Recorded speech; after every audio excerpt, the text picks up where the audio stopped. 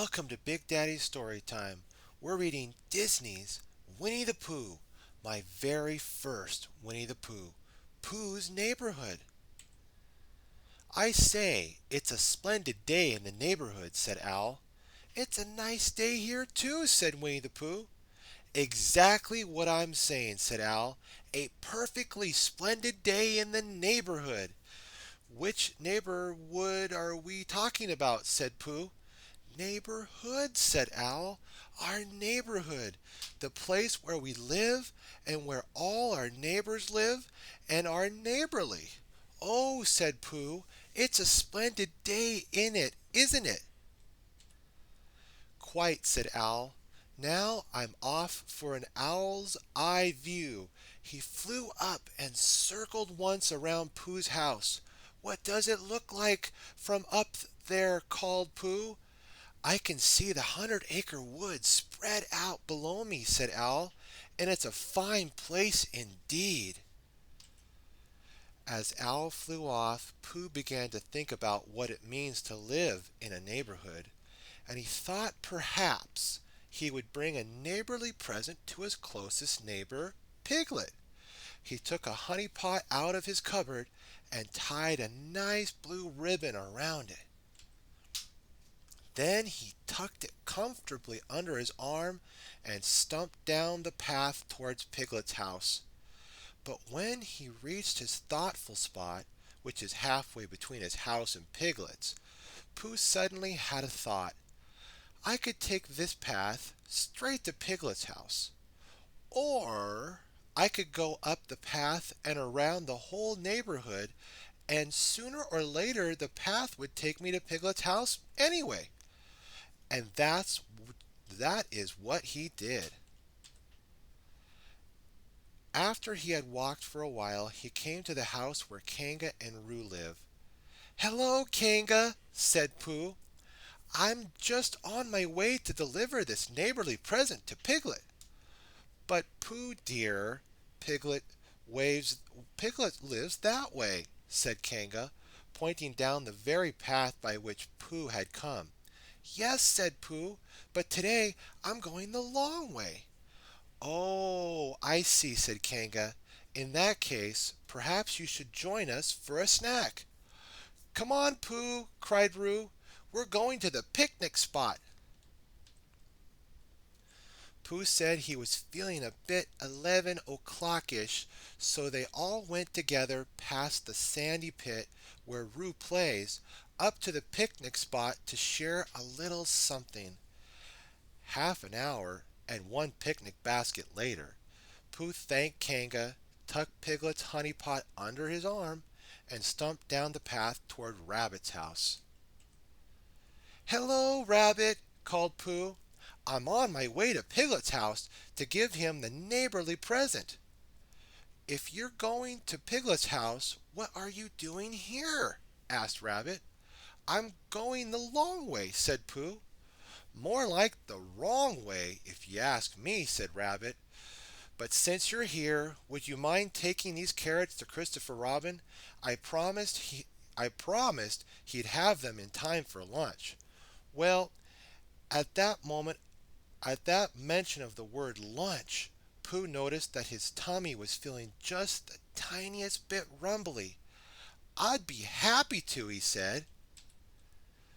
With carrots under one arm and honey pot under the other, he walked along until he came to the place where the stepping stones crossed the stream. 1, 2, 3, 4, he counted as he teetered from stone to stone. 8 or 9 of Rabbit's friends and relations heard Pooh and peeked out of their windows and doors. Pooh shouted, "Hello!" Pooh's rabbits and relations waved. Pooh marched across open slopes of heather and up steep banks of sandstone until at last, tired and hungry, he arrived at Christopher Robin's door. "Oh, my carrots!" cried Christopher Robin. "Thank you for delivering them." "It seemed the neighborly thing to do," said Pooh proudly. "Would you like to join me for lunch?" Christopher Robin asked. And Pooh said, "Well, I'm really on my way to Piglet's to bring him this present, but I don't see why I couldn't stop just for a little while." After lunch and a longish snooze, Pooh was back on his way. He walked down the path through the little pine wood and climbed over the gate into Eeyore's gloomy place, which was where Eeyore lived. "Hello, Eeyore," said Pooh. "I was just on my way to Piglet's house with this neighborly present." "Not coming to visit me?" said Eeyore. "I didn't think so. It's been such a busy week already.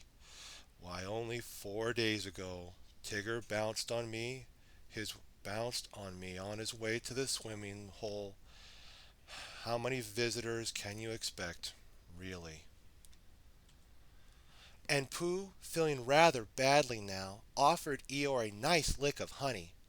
Pooh opened the jar and Eeyore peered in. He looked back up at Pooh. Pooh peered in. "Empty," he said. "That's just what it looked like to me," said Eeyore. "Oh, bother," said Pooh. He stumped off gloomy, trying to think how he was going to tell Piglet about the neighborly present Piglet was not going to get. Pooh had almost arrived at the place where the woozle wasn't, and was deciding to take the long path around it, just in case the woozle was, when he saw Owl flying over.